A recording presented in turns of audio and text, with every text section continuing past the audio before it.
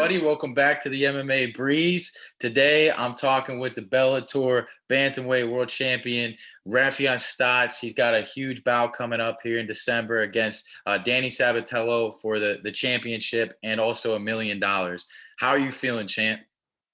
I'm feeling good, man. Feeling really good, just kind of, we got so long away that I just, what I'm saying, kind of keep within myself and not get too excited. But yeah, I'm feeling good. Yeah, man. Yeah, it's quite the wait, huh? Because you guys got the matchup quite some time ago, and so it's a long time. Have you ever had this much time to prepare for an opponent? No, this is definitely the longest I've ever had between opponents. Usually I have and I'm usually good to go in like 4 weeks. You know what I mean? This is like weird to have like 3 months or however long it is. You know what I mean? It's a little different, but we adjust, and I do the best with what I got. Definitely. I've heard you talk about being a professional and being a martial artist, lifestyle martial artist, and how you always do your homework on your opponents. Do you think this is an advantage, give you more time just to study up, put game plans together, or are you just like a little antsy and ready to get after it? I mean, I feel like it works for me, yeah, because I do analyze my opponents, and I do do my homework and stuff like that. So it works for me. It just makes it to where I got more time to focus on what I need to focus on. I almost got like too much time because I don't need that much time for Danny Sabatello because he sucks, But no, I got plenty of time to like make the habits that I need to make good, because that's the other thing too. Like I said, I'm a lifestyle martial artist, so I want the things that I'm developing on this camp, I want to be really good at no matter who I face. So I'm not right now. I'm trying not to like dial into Danny because I kind of got to dial back. So I'm just dialing in the stuff that that I want to be like really good at no matter who I face.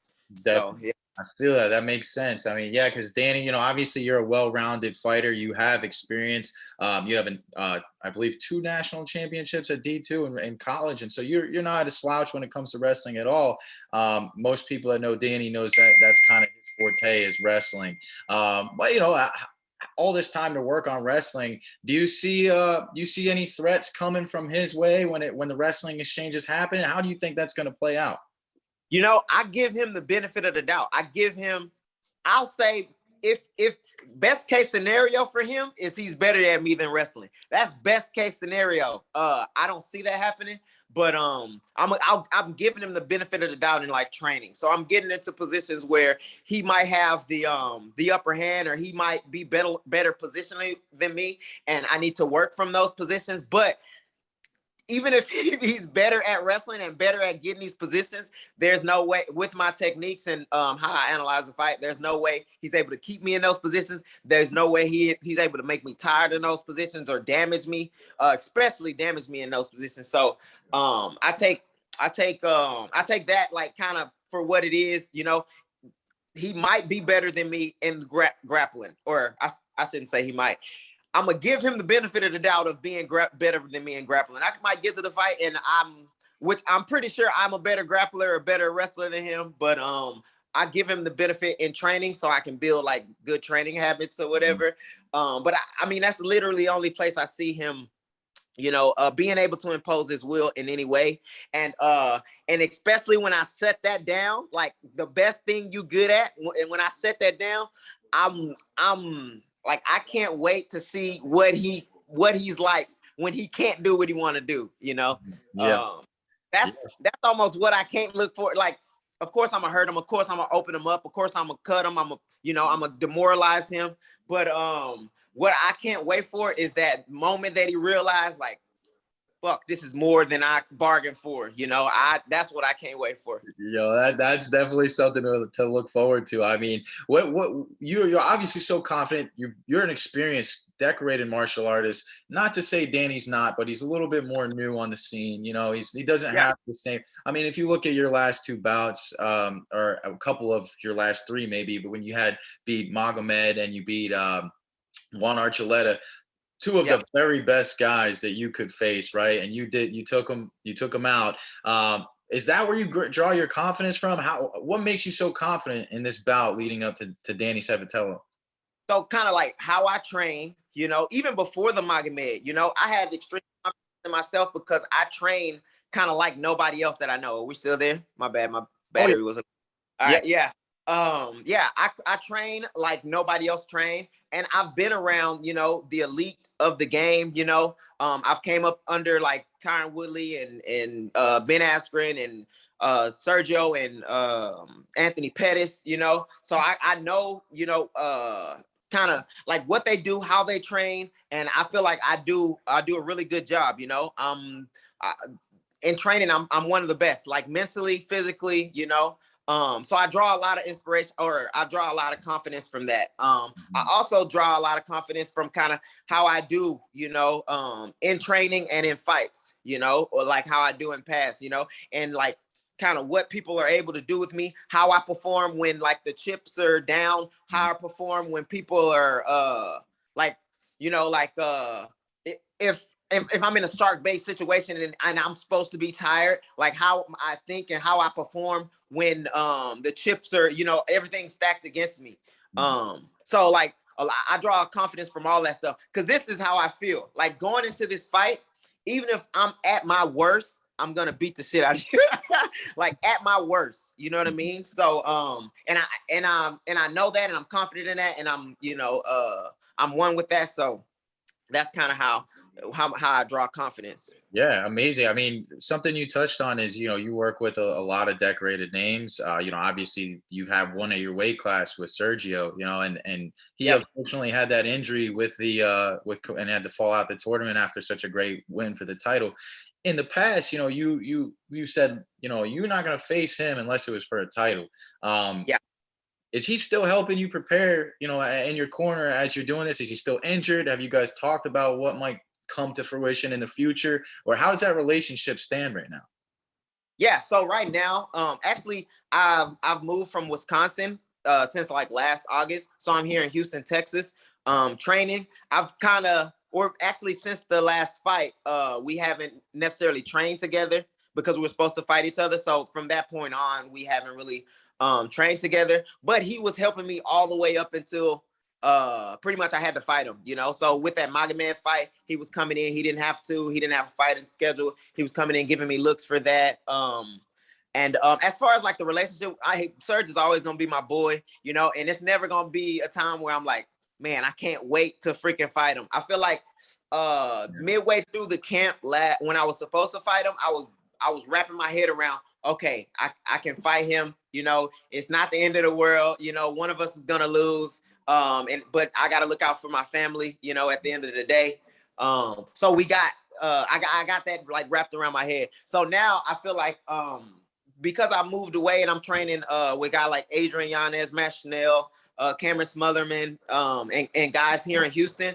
That fight is like, it's easier for me to do too, I guess, cause we haven't spent any time together, like training. But yeah, that's out where I'm at with it. Yeah, no, absolutely. It makes a lot of sense because, you know, some people, they talk about fighting a friend and how it's, hey, it's business when you lock the cage. It's all the same as usual. And I know you haven't been in the position yet, but Yeah. do you anticipate something like that? Would it be hard to hurt somebody you care about? That's where I come in, because like a lot of the mental training or like visualizations I do, like I'm like hurting somebody bad, you know, and I can't imagine hurting somebody that I care for, you know, that I want to see succeed. I can't imagine, or it's hard. It's hard for me to imagine that. You know what I mean? Like even like when I was so we were scheduled to fight, you know, we had the conversation like, hey, we're gonna have to fight or whatever. Me like looking at film, you know, and watching film to dissect and think of what I should do or openings he had. I'm looking at it and I'm like, come on, Sergio, you, like, oh, you got that, you know what I mean? And I'm like, fuck, I gotta like, you know, that's a whole how I even think about, you know, Sergio. So that's like not fun, you know what I mean? Oh man, it's a part of the game, yeah. Part of the game. It's a part of the game. Yeah. So I mean, if you get past Danny, is that something you're gonna have to start rewiring now? You think? How's Sergio doing? For me, for my peace of mind, I'm gonna wait till I finish the tournament. Yeah. Tournament, and then I can wrap my head around it. It's in the back of my head now. Like I don't even want to think about it. I need to. And so, the opponents that I have, deserve, attention. So I gotta focus on Sabatello, and then whoever I fight, Magomed or Pachi Mix, I gotta focus on them. I can't be thinking too far in the future. Absolutely. And how does that new environment work for you? Getting new training partners. I know that's always a way to reinvigorate some skills and stuff like that. Do you feel like it's been a catalyst for a lot of change? Yeah, I'm working with Eve Edwards now. And he's got a gym that he's cultivating called Thug University, or Thug Jitsu University. You know what I mean? And I feel like me and Eve are on the same wavelength on a lot of stuff, and he's able to like teach me a lot of stuff. I felt, because I was at Rufus Sport for a long time, and I was under one coach kind of for a long time. And later in my career, I've been able to like go to different places. I went to Denver and trained with Corey Sandhagen, picked up some techniques from him. I went to Vegas and I trained with Eric Nixick, and I picked up some techniques from him. And it's kind of the same with Thug Zitch or with Eve Edwards. You know what I mean? He bounces ideas off of me. I bounce ideas off of him. We come together and we, decide what's the most effective. You know what I mean? So I'm really liking it. And I feel like here in Houston, we got a really good base of MMA, really high level athletes. Like I said, Adrian Yanez is one of my main training partners. I'm training with him day and night. And then I'm training with Matt Schnell most mornings. Cameron Smotherman, Mike Aswell, some local guys, coming up. And I feel like right now I'm able to grow, and I'm also able to push myself. I got people around me that are able to push me. So I'm feeling really good. I'm feeling really confident about the training I'm doing right now. Amazing. I'm excited to see it come to work. With this matchup coming up in December, Danny, I think he's 11-1, 12-1, but you both are undefeated in Bellator. Yep. That's great. Mm-hmm. That's an awesome accolade. But when this bout comes up, what's going to be the difference between your skill set and his, and the mental difference when it comes to getting this $1 million? Yeah, so basically when it comes to me and Danny, I feel like we're both good wrestlers. You know what I mean? The biggest issue with Danny is he doesn't know how to be the nail. You know what I mean? He's good at beating guys who don't know how to wrestle, and he's able to get good positions on, and they're not equipped. They don't have enough skills to defend themselves. But and I'm excited to see, because maybe he's gonna prove me wrong. But what I want to see is what happened when you fight somebody young, black, and athletic, like that, got all the skills, you know what I mean, to deal with everything that you got. So I want to see like what you gonna do when all the chips are against you? What you gonna do when you tired and I'm not? What you gonna do, when you hurt and you know what I mean, and your eyes get wide? I want to know. That's kind of what I want to know, and that's what I feel like the difference in the fight is gonna be, because I'm gonna make him fight. He hasn't been forced to fight before, because he's a better grappler, so he's able to like make grappling situations that he's able to succeed in. You know what I mean? Right. So when he's not able to succeed all the time, and he got to fight for the positions and then fight to stay in those positions. So that's what I'm excited for. Yeah, no, absolutely. And one thing you guys talked about on Ariel's show was like, you asked him when he was in a bad position his last fight, what was going on through his head, and he said survive. And you talked about how you're always looking to advance. Exactly. When that comes up, I guess you're probably excited to get him back in that survival mode, eh? Exactly. I'm telling you, when I say like my mouth is watering for that moment, like my mouth is watering, like for him to be like, fuck, what do I do? Fuck. Oh my God, I can't, bro. I can't wait. I cannot wait for that moment, and prepared, because if he not prepared, I'm gonna hurt him bad. You know what I mean? So yes, sir. Yeah, can't wait. And he said, and you just said, a great point. He's not used to not being good at being the nail, right? He's not been there before. And here's the thing too, and I don't really care if he like watches or like changes, because I feel like he don't really got enough time to change his mindset on how he approaches training. So he trained at American Top Team, which is an amazing gym, right? They're amazing. They got amazing athletes. They got amazing coaches. They got a lot of high level people. Okay. When you're in a gym like that, it's very hard to find, it's very hard to like want to put yourself into bad positions. You know what I mean? It's very hard. You trying to, pretty much when you at a gym like that with a bunch of high level people, you trying to win a lot. You trying to win situations a lot, which is good, to teach you how to win. He's very good at learning or knowing how to win, situations. But he's not like progressing his martial arts because he's not putting himself into positions where he's not favored to win. Mm-hmm. You know what I mean? Yeah. And that's why I feel like that's the kind of downfall of training at a big gym if you don't really know, why you training there. You know what I mean? Yeah. So, and that's what I was saying to him, but I don't think he like understand.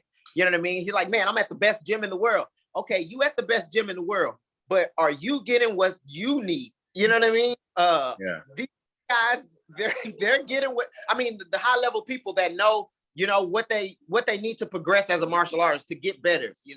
Yeah. Instead of making the good better. So you know what I mean? That's hard. That's a hard thing to do. Yeah, 100%. It's like the folks that just make the good better, but they don't make the bad good, right? So Exactly. It'll be fun. It'll be fun. And, I couldn't help but to notice when you guys talk, Danny's big on his trash talk. He's proud of his skills in that realm. And he compares himself to everybody. Honestly, watching you, I thought you were just as entertaining and flashy with all the conversations and talkings. I mean, you actually silenced him on a few times. So it's been fun to watch. Yeah. It's funny too, because I feel like he has better dictation, right? He dictates better, you know what I mean? I stutter sometimes, you know what I mean? And I don't say the most, I guess he would say like most intelligent thing. It don't come out as the most intelligent, but people love what the fuck I got to say. That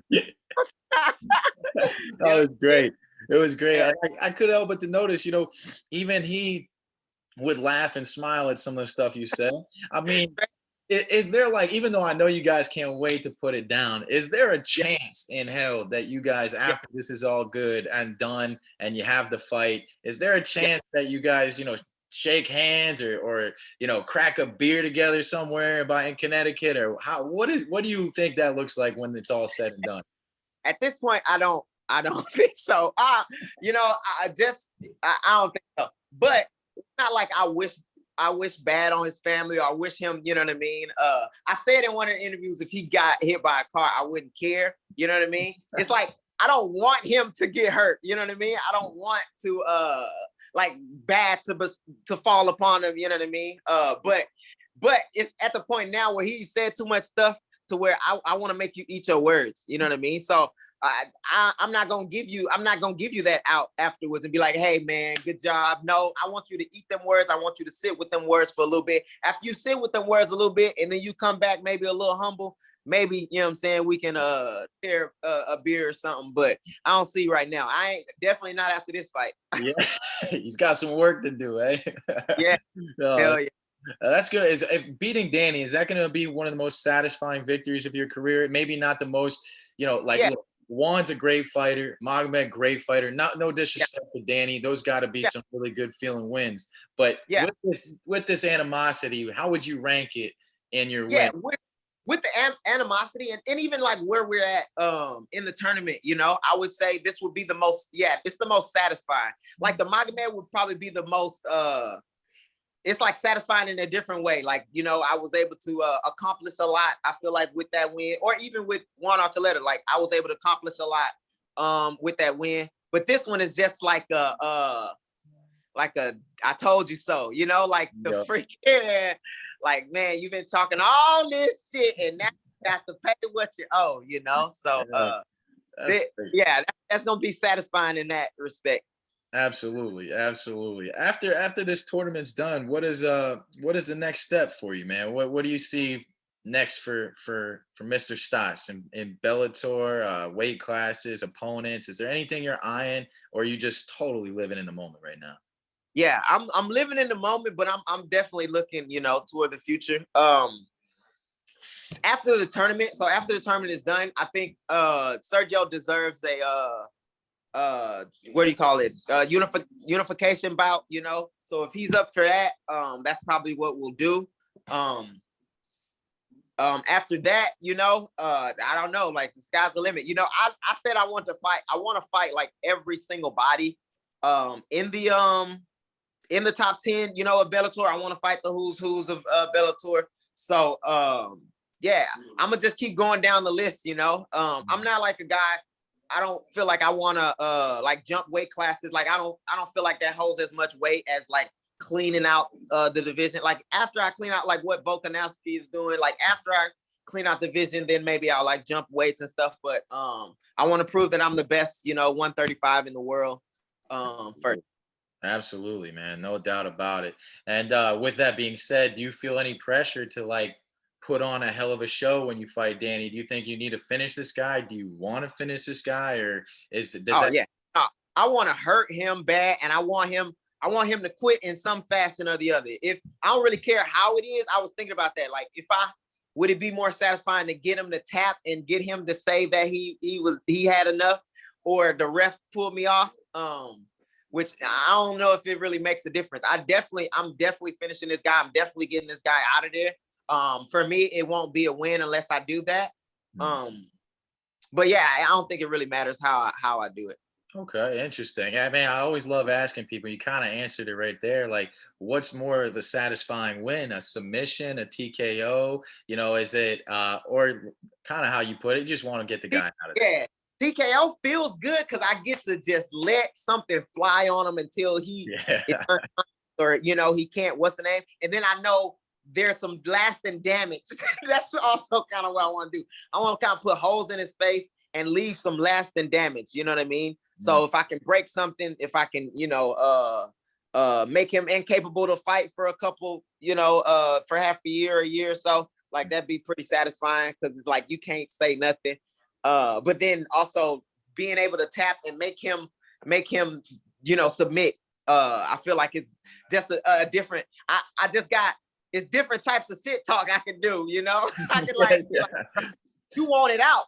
I was ready to go, but you had to quit. You had to tap. You know what I mean? So yeah, that's true. That, man, that's so true. I mean, something funny too is you both have kind of said, hey, the way this looks, his only route to victory that we can see is wrestling, and he claims your only route to victory that we can see is on the feet.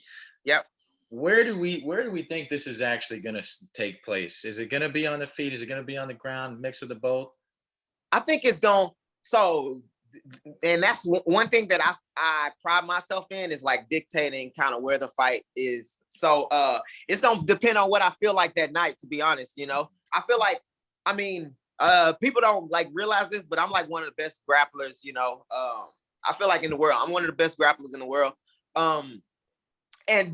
But I'm also very good, and this is where I feel like the skills are gonna show. That in between of wrestling and kickboxing, I'm very good at dictating where the fight goes. So if I want it on the feet with Magomed, majority of it was on the feet because I wanted it on the feet. I'm very good at that aspect of fighting. You know what I mean? So once he gets into wrestling, who knows? Who knows if he's better or not? But I know for a fact that I'm way better at dictating where we're gonna fight. So it just depends on kind of where I want to be that night. If my hands is feeling crispy, I'm gonna be lighting them up. If I'm not, if I feel like grappling, I'll what do you call that? Forced grappling exchanges. Right. So, right. And I don't really know because I don't really know how I want to, hurt him. Hey, that's something. Back in the beginning, he gonna be on his feet a lot, because my ultimate goal is to make him uncomfortable. So he's gonna be a lot where I feel like he's the most uncomfortable. That's where he's gonna be in the beginning. But then I might want to just prove a point, that even you can't even grapple me. If you wanted to grapple, you can't. So amazing. I think that's where Magomed, when I fought Magomed, I think that's what kind of broke him. Like once he was really really deep. He had the body lock, which was a position that I thought he was the best at. And I wanted to stay away from. He got to it, and then he still couldn't get me down. Or when he got me down, I was able to sweep him and reverse him. Like that. He's like shit. Like, you know what I mean? I get to my best stuff, and I can't do it. Yeah. It's kind of like your adaptability. You know, we saw it with Juan too. You Yeah, know, like you exactly. figure it out as you go. I've heard you say it too. It's like you're good at on the fly plugging things in from your arsenal. So that's Being, being in the moment, and picking up the cues and, you know, doing what I need to do with them. yeah, I'm looking forward to that. I mean, and Danny also, you know, I anticipate there's going to be a lot of trash talk coming up, Yes, especially the closer we get to the fight. absolutely. Something I thought was so funny is when you compared him to your 4-year-old, and you're like, hey, look, I'm used to a little kid in my face, trash talking. It doesn't Straight up. me. I mean, as the fight gets closer, fight week, media, all that stuff, do you think obviously he's going to try to pull it, but do you think it's going to have an impact on you, or what do you do to kind of negate that stuff? You know, that stuff kind of like I don't know.